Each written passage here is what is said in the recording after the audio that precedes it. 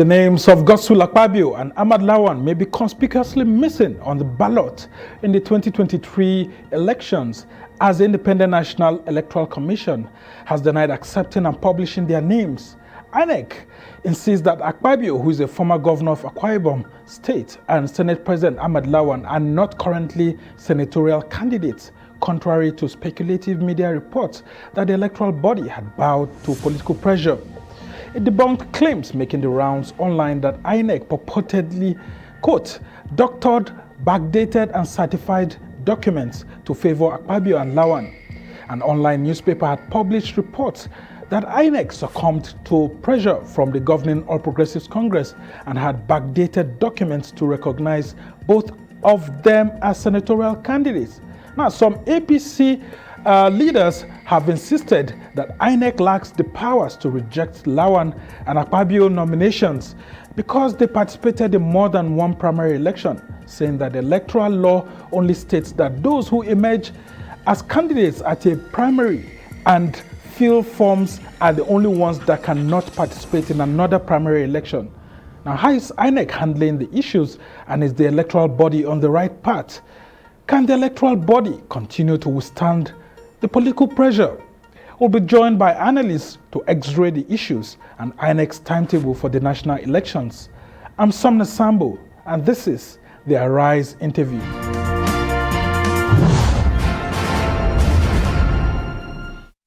Good to have you on the program. The Independent National Electoral Commission has denied doctoring and backdating documents to accommodate the nominations of the President of the Senate, Lawan, representing Yobe North, and Akpabio of Akwa State, who is seeking to represent the Akwa Northwest as senatorial candidates for the 2023 general election. Now, the electoral body debunked media reports in a statement signed by its National Commissioner and Chairman of Information and Voter Education, Festus Okoye. INEC says although the names of the duo were uploaded on its nomination portal by the governing All Progressives Congress, it did not publish their particulars, while insisting that the Commission has not recognized any of the two as senatorial candidates. Well, joining us to discuss the issues now is a former INEC Director of Legal Services and Voter Education, Oluwole Osaze Uzi. Also in the studio is the convener of the APC National Stakeholders Forum, Aliu Audu. So good to have you here, gentlemen. Good to be here. And I start with you, Oluwole Osaze Uzi. A lot of Nigerians are worried for our Independent National Electoral Commission. I'm saying it it's ours because, I mean, a lot of persons really want INEC to just continue to swim in credibility, just like we've seen in the last two elections in Ekiti and Osun, and deliver a credible election in 2023.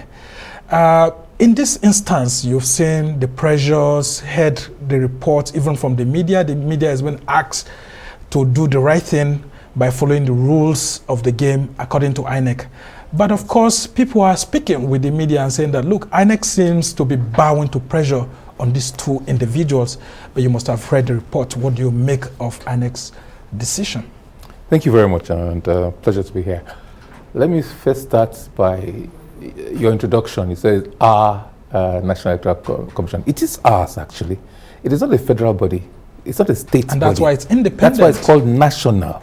It belongs to every Nigerian. It's a National Electoral Commission, independent national, unlike CX, which are state bodies. This is a national body, not a federal. The old one was the Federal Electoral Commission. That's a federal body owned by the federal government. But this is a national body owned by every Nigerian. So we are all stakeholders in the process. All citizens of this great country are stakeholders in the process. Now, yes, I have followed the things. I don't know whether I'm not aware of pressures. I'm not personally aware. I'm sure there might be some subterranean pressures on the commission to do what certain people, certain bodies, certain institutions, and maybe certain parties want. But I've been monitoring the situation since, and I believe INEC is tagging along, going along with what the Electoral Act says. The Electoral Act is quite clear. It's, there's no ambiguity, there's no equivocation about it, and it's quite clear. And I read the statement issued by the Commission through Festus Okoye, National Commissioner in charge of Voter Education, yesterday, and it was direct and to the point, and in accordance with what I believe is the Electoral Act. I also read the online publication, And I must say, I think the publication was made partly out of ignorance of the facts, ignorance of circumstances, and facts and speculation mixed together. My understanding of it is that the party or certain people applied for certified true copy of a document. Now, the issue is, what is the document applied for? The document applied for was, look, give us the certified true copy of what we uploaded. And that was obliged. And what the party, I understand, uploaded were the forms of Senator Lawan and Senator Akpabio. So when you say, give me a certified true copy of what you received or what was sent to you, INEC is bound, the national body is bound to, and obliged to give you that certified copy of that. It doesn't validate what was sent. It doesn't make it lawful. In fact, the Supreme Court has held that, look, once you send something, that is what it is. It's you have sent the thing. It's an obvious fact.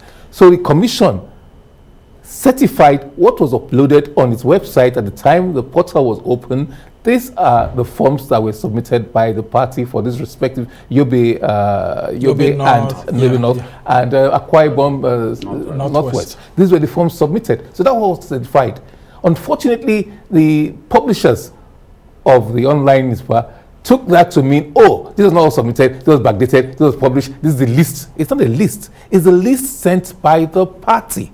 That was satisfied. And it's a different thing from a list published by INEC. So the fact that it's not garbage in, garbage out. The fact that you sent something doesn't it's not automatic that it must be published. Yeah, I mean, sorry to just cut him there. Mohammed Haruna, who's one of the INEC national commissioners, had tried to clear the air on that. INEC cannot reject whatever the parties send to it. Yes. But it's at its own discretion to decide whether to publish what was sent or not. But then the controversies. The controversy has started, being generated by the reception of that, by receiving that. Is INEC saying that it monitored the primaries of those individuals? But INEC has been trying to make us know that it didn't. From the resident electoral commissioner that we had heard from in Akwa Ibom, said INEC didn't monitor that. So the problem actually, which we are seeing that led to this division that you are trying to point to, is that should INEC have accepted in the first instance when it didn't monitor? Look, let's be clear on it. I think there's misunderstanding or a lack of understanding of the process. And I am not privy to Mohammed Haruna, National Commissioner's explanations. But let me be clear on one thing. It will appear the Electoral Act of 2022 is different in certain regards to the Electoral Act of 2010 as amended. And I recall that in the 2010 Act specifically, there was a provision there that INEC for any reason cannot reject what is sent by the political parties. I've searched for that position in the 2022 Act. I haven't found it. Yeah, it may be there, same here but too, I don't believe it's there. So that's important, and that's an important distinction. And it is incorrect to say it was a former position that, yes, you could not reject. But yes, INEC had a duty to receive. What was sent to you is like you writing me a letter. As a public institution, I have a duty to receive that letter. How I'm going to act on that letter, whether that validates the contents of that letter, is a totally different thing. So people must understand that. There is a portal open. We cannot censor, we cannot censure, we cannot do anything about what the parties are going to send. Whether we accept the validity of what was sent is a totally different thing. The commission has said, yeah, you sent this. It has nothing to do with primaries. Ordinarily, you should send the names and particulars of the people who won the primaries. That is what it should be. That's what the law requires you to do. Because if INEC does not monitor your primaries, if you did not invite you or does not monitor your primaries, then it may not accept that. You have sent it, it is received, but it does not validate. The validation comes with the publication and putting you on the list. These two gentlemen, Senator Lawan and Senator Akpabio, have not been put on the list. Their particulars were not published. So it was not published because we said we did not monitor the primaries that gave rise to both of you. So sorry, we cannot, the commission said it cannot publish these things because you have not followed the procedure. If we publish it, it will be wrong of us and contrary to the Electoral Act 2022 to publish these things. So it's not garbage in, garbage out. It's good to put that very clearly. Yes. And I come to you, I mean, your party is in the eye of the storm. I mean, why is the APC insisting on these individuals? Nigerians saw Lawan and Akpabio contesting for the presidential primary election. And all of a sudden, we started hearing all of this, and it looks like there's pressure on those who emerged originally as the winners of this senatorial ticket to step down. But those individuals have said that they are not going to step down. Why is the APC insisting on Lawan and Akpabio? All right. as much as it hurts to say this is the position we have always fought for or fought against in the APC rebirth movement, is we were concerned about the quality of leaders we're going to have at the party level, especially at the national level, knowing that we are a party in government, we are the governing party, and we expect to set, be above bar, above board in all of this. We have certain people in certain position, at the party national level that I personally do not think are democratic enough to head political institutions. We have said that, before our party convention that produced them, and after that. Are you referring to the APC national chairman? Or the National Working Committee? To be fair to the other members of the National Working Committee, specifically the national chairman, this is true. This is undemocratic. It is it's sort of embarrassment that he's bringing on the party. But what I can say is the majority of the party members will stand with and for INEC to go by the Electoral Act and do what they must do and stand by the rule of law. That's what the APC is for. That is what we want to have. Okay. I really do not think that we are proud of what INEC has done so far. We were concerned when that report came out. But this is one of those things about what we've always said about things happening without consequences. The media report, the media house, I expect that certain persons should, petition before the NBC. This is big enough to ask for some sort of punishment on whatever media house did that. Well, it may have also been from the misconception that he talked about. I would ask you to just hold on while we go on a short break, and when we come back, the conversation continues.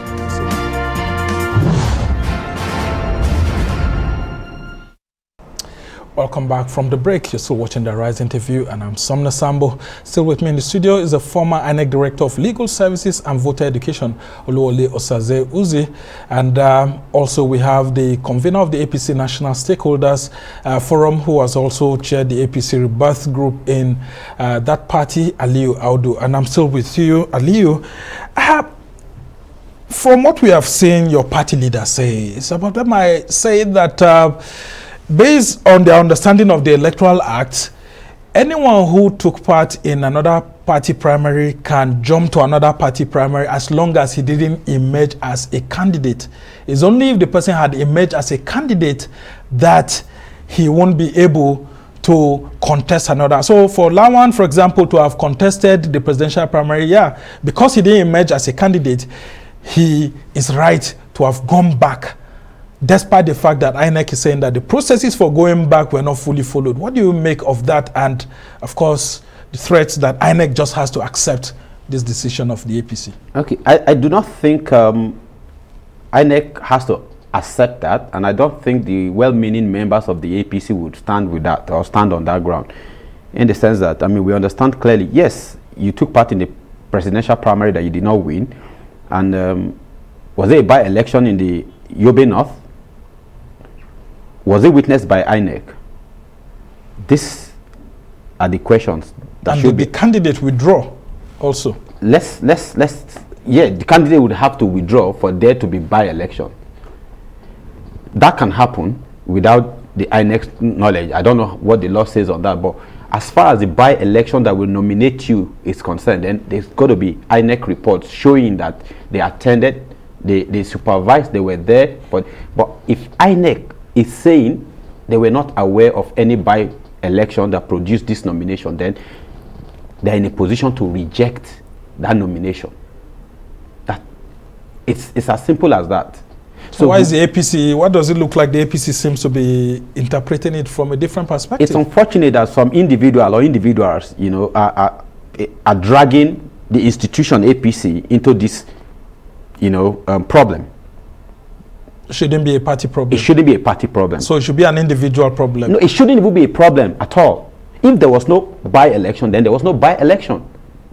But I mean, the Senate President is an important personality in the APC. But he can't be and more then, important than the what's law. it called? Gosul Akpabio. Do you think that the APC, by chance, is trying to, and including the APC national chairman, is feeling some remorse? Maybe himself and some others may have unwillingly dragged Ahmed Lawan into the presidential race at the last minute, promised him he will get the ticket, and now he feels compelled, morally compelled, to just see how Ahmed Lawan can get, his seat back, because maybe Ahmed Lawan didn't prepare for this. As a matter of fact, as far as the APC rebate is concerned, I mean, the duo of Ahmed Lawan and the APC national chairman should be under scrutiny right now by the party disciplinary committee for the attempted coup within APC to impose Ahmed Lawan as the presidential candidate. Consensus candidate. As a consensus candidate. That attempt should put both of them in bad light right now. But I mean, to show how undemocratic the party chairman is, which is something we have always said, even before the convention that produced him and after that. He's gone far to drag the party into where we shouldn't be. Okay, and I come to you, Osaze. Is there any provision in the law that supports some of these chieftains of the APC's decision that are saying that, look, as long as the individual in question did not emerge as a candidate of the party, that he can, jump from presidential primary to go to seek for a senatorial primary ticket? Because, he didn't fill any form. It's only if you fill a form that the law bars you from contesting another primary election. In one regards, we're approaching uncharted waters. And this case, parts of this case are in court. So I'll be very careful not to be caught up in trying to prejudice the outcome of that case, to say it must be like this, it must be like that. Let us, since it's in court, let the court decide what the right thing is. I said uncharted waters because I'm not aware of any case that's gone to court where, especially the penal provisions of Section 1153 coming to 1D and Section 1153. 1153 says basically if you conspire to commit the offense known to the section. The section talks about lots of other things, but inclusive of you signing 2 nomination forms or more than 1 nomination form for the same constituency in the same election. Some lawyers may argue that, well, the presidential and the senatorial are different constituencies. In the presidential, it covers the whole of Nigeria, so that's one constituency, whereas in the central district, it only is restricted to that central district. So there are arguments that can be introduced, but I don't know about that signing of nomination forms. If you agree and you sign 2 nomination forms, yes, Section 115 1D makes it an offense, a criminal offense, for which you can go to jail for up to 2 years. I don't buy that argument. Maybe I don't quite understand the argument, and I have to sit down with some people who are the proponents of such legal arguments. But not in my own reckoning, not in my own thinking. I don't think that you have to emerge from primaries first. But the key issue will be the definition of what a nomination form is. Is it a nomination form filling on the form in the internal party scheme of things, or is it submission of that form to INEC that now becomes the nomination form? So it will depend on the definition of that. But I'm one of those who thinks, look, in every term, we must look at how the law is operative and what is the mischief behind this. I think, to me, the mischief is that you should stick to what you want to do. If you want to contest the presidential or the governorship, stick to that. If you want to contest any other, stick to that. But don't hop from one to the other and try to displace those who have emerged through a democratic process. So in further amendments, because as we're going, we have to keep thinking of that new cycle of amendments that will come and reform to the electoral legal framework. I will be one of those who propose that, look, let us tighten that section to say, look, participating in the primaries at all, if you buy the expression of interest forms and you are on the ballot for the primaries, then you should stick to that and you sink or swim with that position. You cannot now switch over to another position, except maybe, depending on what Nigerians want, a person has voluntarily withdrawn, and that's critical. The sine qua non, the condition for which you can even start thinking of calling any other person to contest an already concluded primary, is that the first person has voluntarily, and that's the operative word, voluntarily withdrawn. Well, it's good you're saying that, because yes. We hear that some people are being forced to withdraw. There are attempts to even kidnap some people to certain areas to ensure that they sign withdrawal forms and all of that. Wouldn't this be all against the intents of the electoral law. I mean, because the idea is to present an electoral atmosphere that's done willingly by all parties. Absolutely. Now, what are the lessons INEC is learning from this kind of situation? Because yeah, you may have said that you are not aware that INEC is under pressure, but from all of this, INEC is dedicating time to answering this kind of issues when it should be focusing on delivering, credible elections. Absolutely. What are the lessons that we should take ahead as we go into the 2023 polls and then after? Well, what are the lessons? I can't speak for INEC, so let me just say, as from a your own concerned perspective, citizen, from my own personal perspective, yes, I could speak on that. I think I have just, in answer to your last question, I told you my own personal feelings about how I think the law should be reformed, for example. So going forward, we'll look at each and every aspect of this thing. What is working well? What is not working so well? This is, because of that argument, maybe there's some equivocation, there's some doubt as to lack of clarity. Some say there isn't, but it can be the subsection can be better tuned to make it clearer and to guard against the mischief that we're trying to prevent. Parties and candidates should be held to account for all their actions. You choose which election you're interested in and stick to that. Or at least, even if you change your mind, make sure you change your mind before the primaries. Make sure you change your mind well in good time, so you don't deprive other people the fruits of their benefits of having won primaries, and then you put pressure. And it's not just the Electoral Act. It is wrong for you to put undue pressure on people in any situation, whether it's contract, a regular commercial contract, a contract of marriage, because voluntariness is so important. Consent is very important in some of these things. So the minute you put pressure, some of these things are criminal offenses in the general scheme of things of the Nigerian law, the Nigerian legal system, not just the Electoral Act, but the Electoral Act is specific to this nomination thing we're talking about. But if you put a gun to a lady's head and say you must marry me and she marries you, that's marriage will be annulled. That's because she didn't consent to it. Okay, and I come to you before we go on a short break. We've also seen some people trying to make a very good business deal out of this, saying that, look, if I emerge and someone like, for example, a top government official has seen things going wrong and he is interested in my position and I've emerged as a candidate, if he's able to make a very good offer, I can withdraw from it. How do we prevent intimidating tactics being used on those who have genuinely emerged, and then stop those who have emerged from commercializing such a process? Because maybe they are made a big offer that's too good to stay away from. I think that's the fine line between moral and legality on issues. And if by the law an individual who has emerged has a right to withdraw, to allow for another primary by primary election to take place and another person to be nominated, if the time left is within the time period allowed by the umpire to submit your candidate, and the umpire is invited to witness the by-election, legally this is right. Whatever reason is behind anybody, either pressured or sold out, or that's we can't really judge people on their moral ground. But let's stick to the law. In this case, which is where we are as concerned party members, there was a primary, someone emerged, you took part in another primary. If it was possible for you to come back and contest and somebody withdraw, we don't have a problem with that. It has to be in accordance with the law, in this case accordance with the Electoral Act. Anything short of that, I have a problem with it, because for every time APC is dragged, when I saw the news line for the first time, I was disturbed, because it shows that INEC succumbed to pressure. That puts us as a party in a bad place.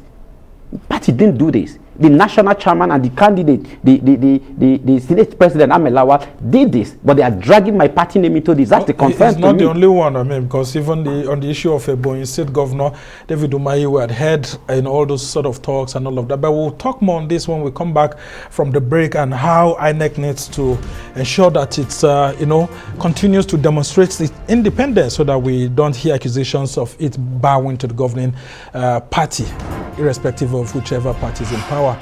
Stay with us, and as we go on another short break. When we come back, we'll discuss these issues further.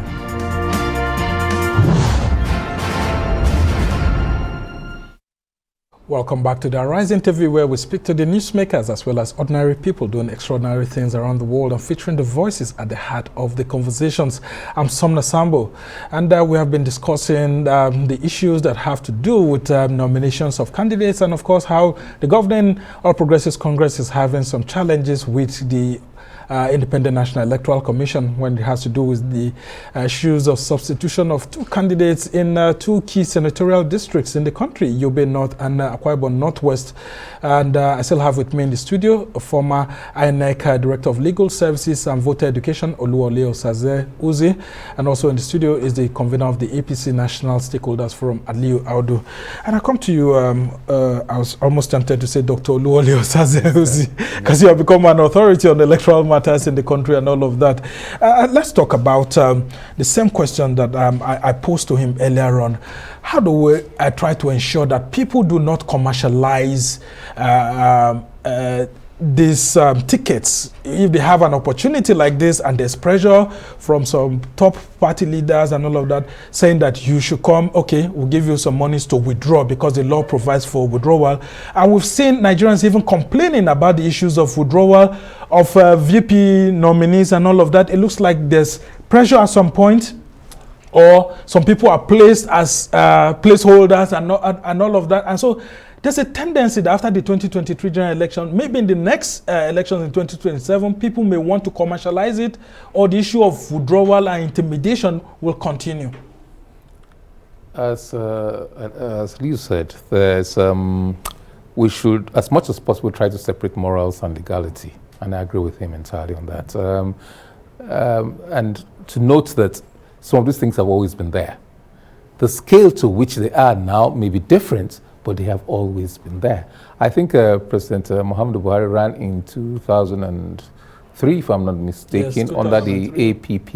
Yes. And I think the chairman, then chairman of the APP, was actually a placeholder in the hope of getting some other person, but the time was running out, and they put the then Umezuke, then chairman, as placeholder. We didn't use that term at that time, but as it were, things didn't work out that way, and he was the vice presidential candidate. So we've had several instances of that. I think Enugu State was once, and Senator Jim Wombo, if I remember correctly, contested the presidential primaries. And when he lost, the person who took his senatorial stepped down for him, and he came in, and that's how he came to the Senate. So these things have been there. Yeah, I mean, even, sorry to just interject, even yes. the former president of the Senate, Bukola Saraki, in 2019, had yes. contested the PDP presidential primaries, only for him to come back, and eventually we've seen that. You raised a key point also on that, because we've seen the Bauchi State Governor, Governor Bala Mohammed, contesting for the PDP presidential primary election, and now he is the candidate. But there was a withdrawal and stepping down in that instance. Fine. You see, yes, that is so. How do you commercialize it now? There's sometimes, okay, it may not be, I don't know how to use the word commercial, but it can be commercialized. Now, I have, maybe I am a willing and loyal party member. I have picked forms to contest, and these days, forms of some of the parties are not cheap. They run into millions of naira. And I try to contest the election, and then party leaders come to me and prevail upon me to withdraw. Naturally, I may set terms and conditions. So you know when those adverts say terms and conditions apply. So it might be the same kind of terms and conditions. I have expended money. I have probably rented office space for my campaign. I have paid millions of naira for the form, expression of interest, and the nomination forms. I have recruited volunteers and some other, paid some people to work for me. I have printed posters. I've incurred expenses.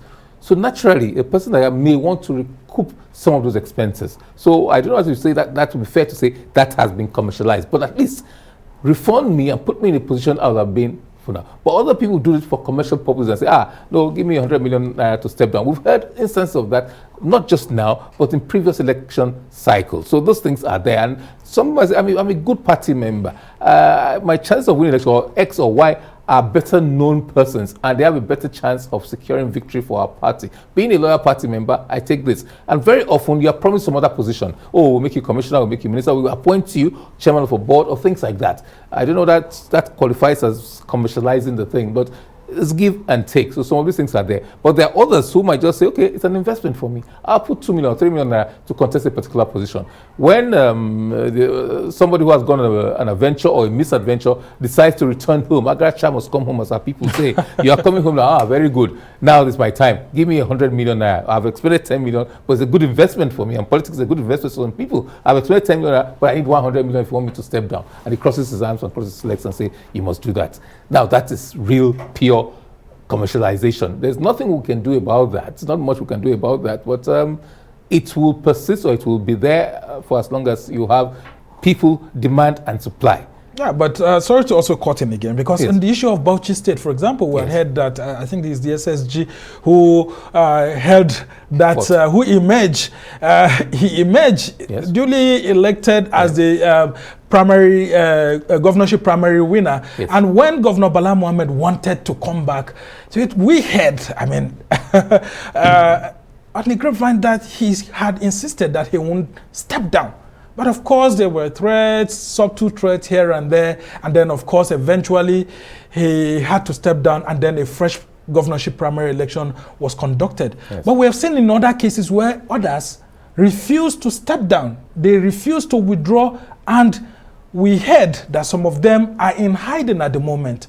How do we prevent intimidation of people who already have party tickets at the moment, and the party's leadership is breathing down hard on them, and of course those who want the tickets are breathing down hard on them from intimidating such people?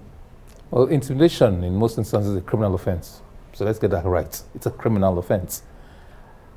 No matter how highly placed those doing the intimidations are, threats, and apart from offenses under the Electoral Act, it is a general criminal offense under the Penal Code and the Criminal Code, applicable to all the states of this country. So they should be aware of this. Proof might be a different thing, but when you start intimidating people, I think I watched or read of an interview with the gentleman from Akpabio for the for the Akpabio Northwest, who goes to be a deputy inspector general of police, so he should know certain things about intimidation and the laws and the criminal laws. And I don't know whether you can intimidate. Well, I guess you can intimidate anybody, but I've heard him say he did not withdraw and he has no intention of withdrawing.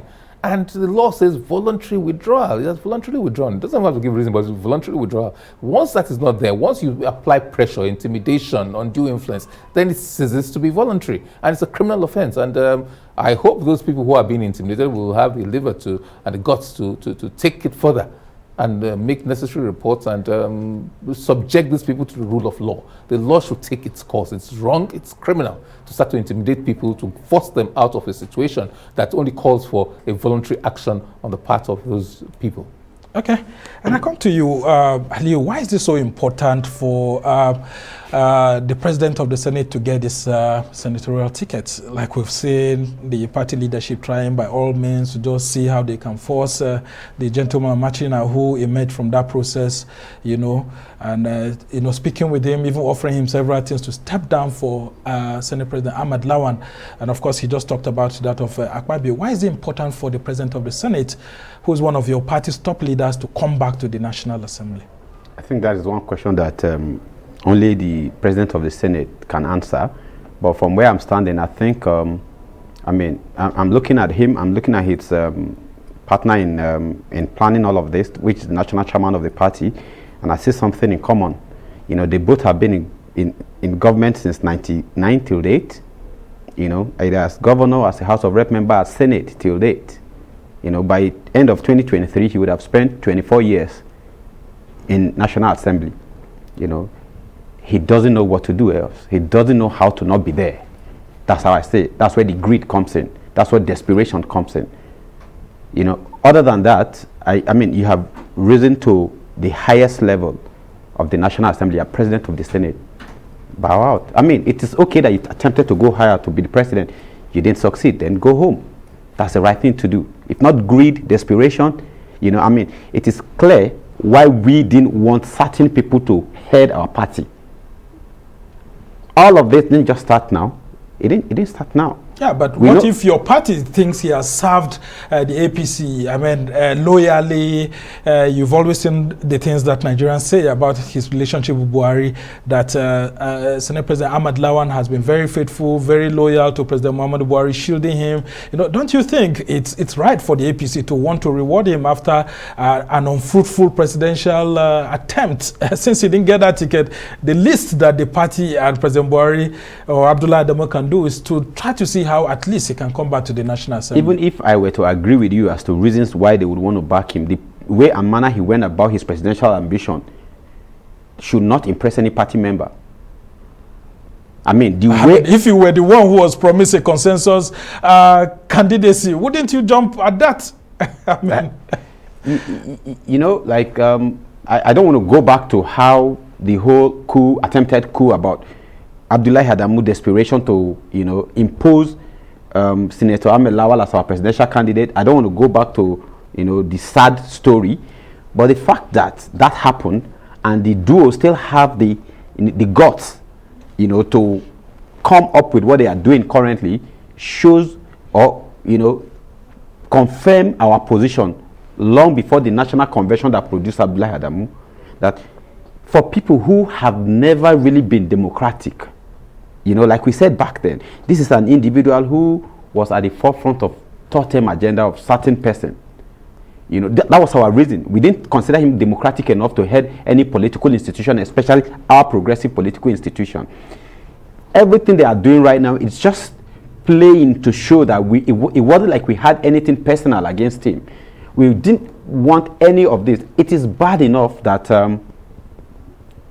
within the party, we are upset with the way and manner he tried to snatch the presidential candidate. Right now, he's doing us even worse thing by dragging our party name into the mud.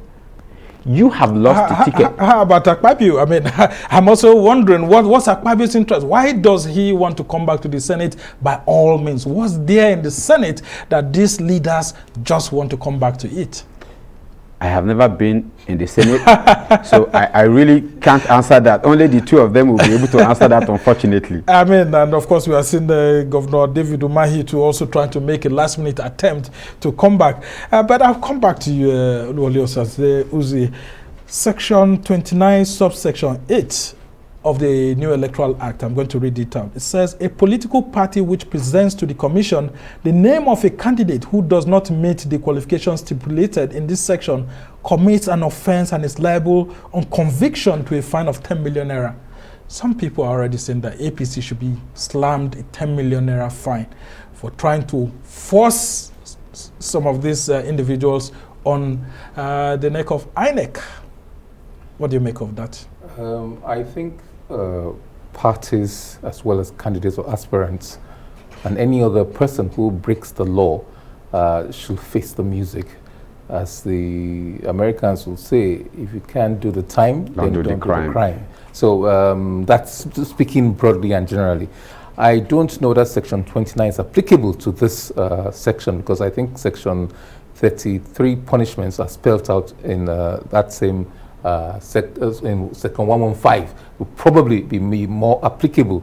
Section 115 will probably be more applicable. 1D. I'm sorry if I may just cut in and just read that. Yes. That Section 33 says, a political party shall not be allowed to change or substitute its candidate whose name has been submitted under Section 29 of this Act, which I had read previously, except in the case of death or withdrawal by the candidate, provided that in the case of such withdrawal or death of a candidate, the political party affected shall within 14 days of the occurrence of the event hold a fresh primary election to produce and submit a fresh candidate to the Commission for the election concerned. I stand corrected. Yes, that's correct.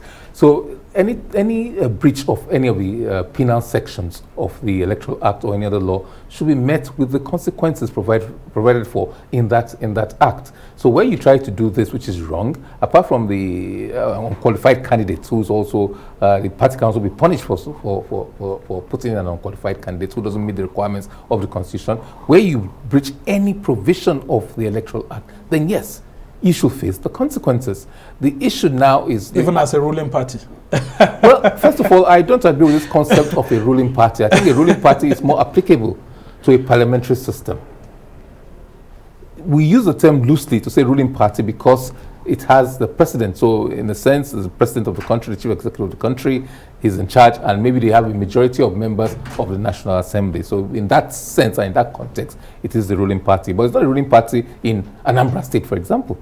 You have APCA there. It's not a ruling party in River State. You have the PDP there. So in the federal level, it has a majority of lawmakers, and it also has the president. Regardless of that, no one is above the law. The PDP, in that sense, the way some of the leaders or members of the governing party are going seem to be putting pressure on INEC to make it look like, look, don't you know that we are the ones who are in government? We deserve some form of understanding, support. You should know that this is our president of the Senate. Oh, and all of that. I don't know about president of the Senate, but lots of things happen. I've been my own experience, my personal experience. I've seen people try to influence INEC, and oh yes, Coco, do this for us, we'll do that for you. We're the ruling party. There's a bravado and impunity.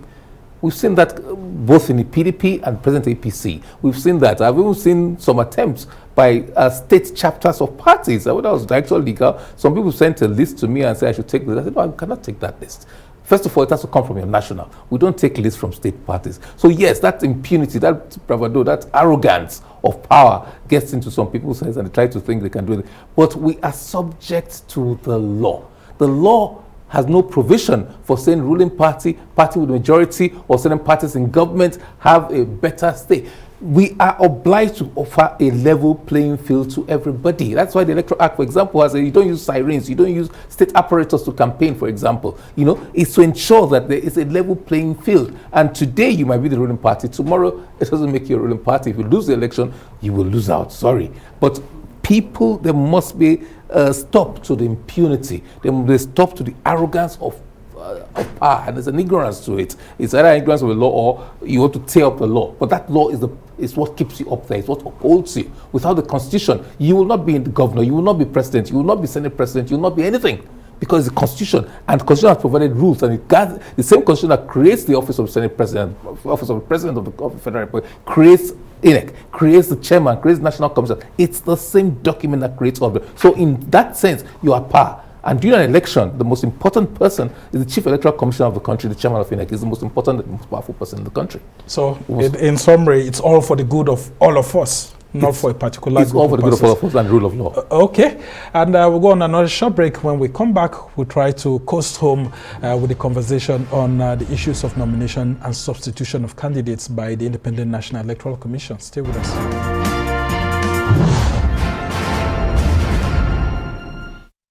Welcome back to the Rise interview. I'm Somna Sambo, and of course we've been discussing the issues that have to do with the substitution of candidates, and of course the ongoing challenges that the All Progressives Congress, Nigeria's governing party, is having with Nigeria's Independent National Electoral Commission on the issues of some substitution of candidates.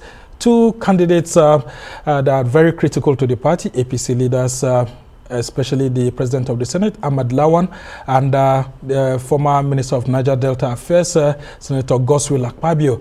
And of course, I still have with me here a former INEC Director of Legal Services, Oluwole Osaze Uzi, and of course, a convener of the APC National Stakeholders Forum, Aliyu Audu. And Aliyu, I'll come to you on these issues. How do you think that your party can better organize itself? Because if Machina, the guy who's standing against the President of the Senate, is a member of the APC and is a constituent of the President of the Senate, why shouldn't it have been a matter of housekeeping issues? I mean, the President of the Senate calling and saying, my brother, this is what happened and all of that. Can you please understand with me? Why is it difficult?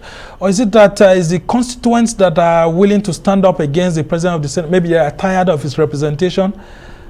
What's happening? It clearly shows how, how not so popular he is in his constituency that he represents. If an individual is, really not ready to step down, or, for you to come back to the position, it means you are not so loved like you think, or you like... This same Senate President that had been there since 1999, how much love can be shown to someone other than this? I mean, keeping you in the National Assembly for so long. Maybe they are just saying, you've done enough, it's about time you step out, let's send in someone new. And that's the message that he's finding difficult to take. Doesn't he also say that APC doesn't have enough party elders that are willing to be able to delve into this issue? Because if Machina is not listening to the president of the Senate, how about party leaders in the senatorial district or even the state? I think more than trying to put pressure, either pressure or try to convince Machina to step down, it's about just sticking to the law. You know, the very essence of doing the primary in the first place, which the Machina paid for, you know, he obtained the nomination form, ran for the primary, and he made that the candidate. You know, he expressed his intention to run for Senate. You know, whoever he was going to run against was irrelevant at that point. If the Senate president was there and was able to defeat him, fine, but he wasn't there. He has emerged. I really don't think it is going to be morally okay for any member of the party to try to put pressure on the candidate to step down for Senate president. No. How about Akpabio? I mean, what do we do? In this instance, he sees himself as the party leader, the APC leader in Akwa Ibom State. And how can the APC leader not have a ticket that he wants? We all know how these politicians behave when they want something. Which is why we have always respected certain individuals. Our national leader, who is now a presidential candidate, has been a leader of the party he's been part of, you know, legacy party before the APC. But he hasn't been on the ballot since 2007 after he stepped down as the governor of. That hasn't stopped him from being. You can actually lead from behind. That is okay. That is what these old guards need to know. This set of politicians need to understand that you don't have to try to be there always. It's not a sign of wanting to lead. It's just greed. So since he had been there in the Senate before, he should just allow someone else to go. Especially if you are facing this resistance from either the person or the people behind him. It clearly shows you that the first battle you are to win is this, getting him to step down. He has refused to step down. Then it means the one after that is going to be tougher. Do you think Akpabio will walk against his own party's candidate in the election since this guy has refused to step down for him? I don't think he's one of such person who, I mean, he from his antecedent, he would rather step out of a party than be in a party and work against it. So I think it's about him understanding the fact that, okay, he's not going to have his way this time. Let someone else go and step back and say, okay, the party has been fair enough to him over the past election and representation. So it's about as much participation or input he has had in the party, others have had too. But not everybody have been, you know, privileged to have gotten rewarded as much as you have.